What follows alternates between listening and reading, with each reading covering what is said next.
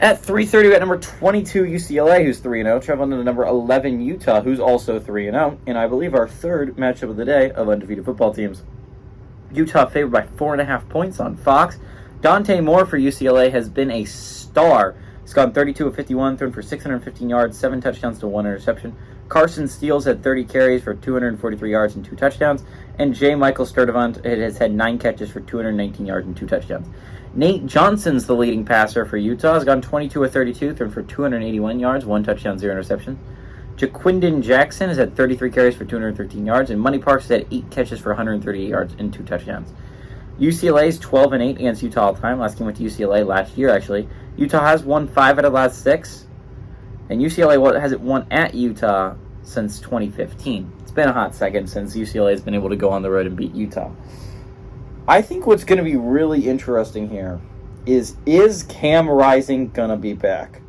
Because Nate Johnson has done an admirable job at the quarterback position for Utah, keeping them against 2 Power 5 football teams. They've beaten Baylor and Florida. Now, arguably, you should have lost to Baylor. Not only was the pass interference in the end zone pretty blatant at the end of that game, but Baylor let you get back into it. Baylor arguably outplayed you for 3 quarters, and you just outplayed them the last quarter, which, props to Utah, they didn't lose. I mean, that's the big thing in trap games like Baylor, is don't drop them.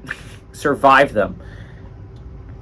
UCLA's played 3 phenomenal, well-played football games just from start to finish. They've played 2 pretty solid out-of-conference games. I mean, sure, they're not Baylor and Florida, but you can do a lot worse with football teams than Coastal Carolina and San Diego State. Those are 2 very competent, well-run football programs, and UCLA kind of destroyed them.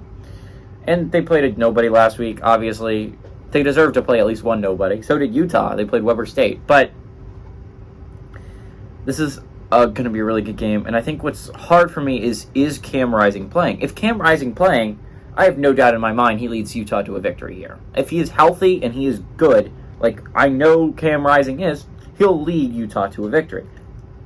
I don't know if that's the case. I legitimately don't know if Cam Rising is going to play in this football game. I think if Nate Johnson plays, UCLA wins this one.